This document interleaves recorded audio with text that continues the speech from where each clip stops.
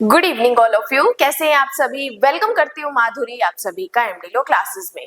देखो, आज इस क्लास में मैं आपको प्लेंट और रिटन स्टेटमेंट इन दोनों का क्या मतलब होता है, प्लस इनमें क्या डिफरेंस है, वो सारी चीजें एक्सप्लेन करने वाली हूँ। क्योंकि जब वाद पत्र और लिखित कथन का क्वेश्चन आता है तो ये दोनों अलग अलग ऑर्डर्स हैं। अलग अलग ऑर्डर्स को मिला के हमसे क्वेश्चन पूछा जाता है और उसकी आंसर राइटिंग हमें कैसे करनी होती है वो आपको इस क्लास में मैं बताने वाली हूँ। चलिए स्टार्ट करते हैं। देखो, सबसे पहले मैं बात कर रही हूँ वाद पत्र की। अब देखो, ये वाद पत्र जो है ये पढ़ते हैं हम सीपीसी के ऑर्डर नंबर 7 में। और अगर मैं बात करूं लिखित कथन की या रिटन स्टेटमेंट की तो इसको हम पढ़ते हैं ऑर्डर नंबर 8 में। क्लियर? डायरेक्ट हमारा प्री का क्वेश्चन आता है, वाद पत्र कौन से ऑर्डर में पढ़ते हैं, तो आपका आंसर होगा प्री के अकॉर्डिंग ऑर्डर नंबर 7।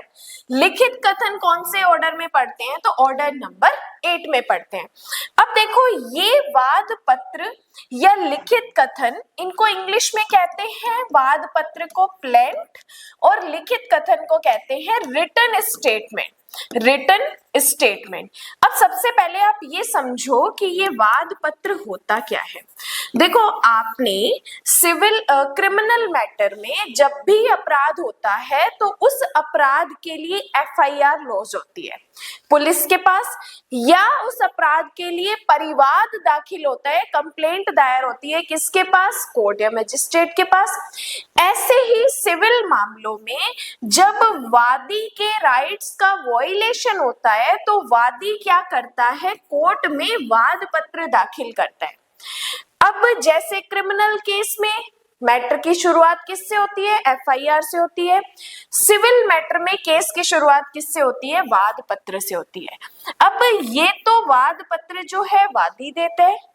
अब इसके रिप्लाई में दिया जाता है रिटन स्टेटमेंट, लिखित कथन। अब वादी का जो केस है वो किसके अगेंस्ट है, प्रतिवादी के अगेंस्ट है। तो रिटन स्टेटमेंट कौन देता है, प्रतिवादी देता है। तो वाद पत्र वादी के द्वारा दिया जाता है, इस वाद पत्र के रिप्लाई में रिटन स्टेटमेंट दिया जाता है, और ऑर्डर 7 और ऑर्डर 8 में ये चीज हम पढ़ते हैं। अब देखो, बात आती है कि ये जो वाद पत्र है या ये जो लिखित कथन है, इसका अगर हमारा मेंस का क्वेश्चन आता है तो इसमें डिफरेंस हमें किस तरीके से लिखने हैं। तो देखो, सबसे पहले ये चीज ध्यान रखना कि जब जुडिशरी पॉइंट ऑफ व्यू से आप मेंस आंसर राइटिंग कर रहे हो तो जिस ऑर्डर में ये चीज दी हुई है उसका हमें कभी भी डिफरेंस नहीं बनाना। आपको सिंपल लिखना है वाद पत्र order 7 and written statement order number 8। जो इनका ऑर्डर है वो इनको हमें नाम के साथ ही एक्सप्लेन कर लेना है, ठीक है। अब देखो, सबसे पहले आता है कि वाद पत्र से क्या होता है। वाद पत्र का अर्थ क्या है, इस वाद पत्र से वाद की शुरुआत होती है। सबसे पहले हमें क्या एक्सप्लेन करना है, वाद से वाद पत्र से वाद की क्या होती है, शुरुआत होती है। और जबकि ये जो रिटन स्टेटमेंट होता है, ये रिटन स्टेटमेंट क्या होता है, ये वाद पत्र का रिप्लाई होता है। ये वाद पत्र का क्या होता है, रिप्लाई होता है, ठीक है। फिर जब बात आती है नंबर 2, वाद पत्र कौन दाखिल करता है, तो वाद पत्र वादी देता है। वाद पत्र किसके द्वारा पेश किया जाता है, वादी पेश करता है। जबकि रिटन स्टेटमेंट कौन पेश करता है, तो रिटन स्टेटमेंट प्रतिवादी पेश करता है। रिटन स्टेटमेंट कौन पेश करता है, प्रतिवादी पेश करता है। फिर बात करते हैं कि वाद पत्र किस स्टेज पे दिया जाता है, तो सबसे पहले दिया जाता है, ठीक है। और जबकि रिटन स्टेटमेंट कब दिया जाता है, तो नंबर 3 पे, जब प्रतिवादी के पास सम्मन पहुंच जाता है तो सम्मन के पश्चात प्रतिवादी क्या करता है, रिटन स्टेटमेंट दाखिल करता है। देन वाद पत्र का क्लेम क्या होता है, वाद पत्र का पर्पस क्या होता है, क्लेम बताना कि मुझे प्रतिवादी से क्या चाहिए, किस लिए मैं केस कर रहा हूं। जबकि इसमें क्या होता है, रिटन स्टेटमेंट में उस क्लेम को जो वादी ने दिया है, क्लेम को या तो एक्सेप्ट करना या फिर रिजेक्ट करना। इसका मेन ऑब्जेक्ट क्या होता है कि या तो क्लेम जो वादी ने मांगा है उसको एक्सेप्ट करना या फिर रिजेक्ट करना। देन बात करते हैं इसकी नेचर कैसी होती है वाद पत्र की, तो ऑफेंसिव नेचर होती है। कैसी नेचर होती है? ऑफेंसिव होती है। इसकी कैसी होती है? इसकी डिफेंसिव होती है। इसकी कैसी होती है नेचर? डिफेंसिव होती है। तो वाद पत्र की नेचर ऑफेंसिव और लिखित कथन की नेचर डिफेंसिव होती है। इसके बाद बात करते हैं इस वाद पत्र में क्या क्या कंटेंट होता है, तो फैक्ट बोले जाते हैं प्लस रिलीफ होता है। प्लस क्या होता है? फैक्ट बोले जाते हैं प्लस इसमें रिलीफ होता है। इसमें क्या होता है? इसमें होता है डिफेंस। रिटन स्टेटमेंट में क्या होता है?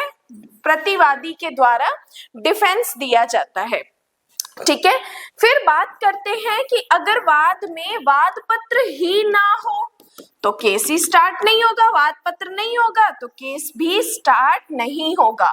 लेकिन अगर किसी वाद में रिटन स्टेटमेंट ही नहीं होगा तो फिर उसका क्या हो जाएगा? या तो एक्स पार्टी डिसीजन आ जाएगा या फिर केस को कैंसिल कर दिया जाएगा। या तो एक्स पार्टी डिसीजन आ जाएगा या फिर कोर्ट ऑर्डर दे सकता है।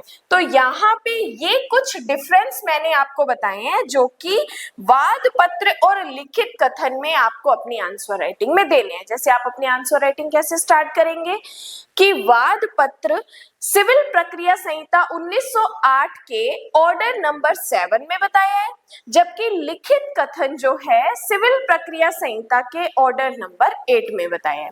7 और 8 में बताया है। फिर आपको बताना है वाद पत्र और लिखित कथन में निम्नलिखित अंतर है, देन आपको अंतर स्टार्ट कर देने हैं। ये आपका 3 से 4 नंबर का क्वेश्चन है, वाद पत्र और लिखित कथन का आता है। तो इस तरीके से आप इस डिफरेंसेस के क्वेश्चन को आप सिंपल तरीके से आंसर राइटिंग कर सकते हो। इसी के साथ अगर आपको ओनली सीपीसी सब्जेक्ट पढ़ना है, ओनली सीपीसी सब्जेक्ट पढ़ना है तो एमडी लॉ क्लासेस के ऐप पर डेली मॉर्निंग में सीपीसी की क्लास चल रही है, प्लस 10 बजे सुबह मॉर्निंग में ये क्लास होती है। अब देखो ये आप सिंगल सब्जेक्ट जो है सीपीसी उसकी क्लास भी आप डायरेक्ट ऐप से बाय कर सकते हैं।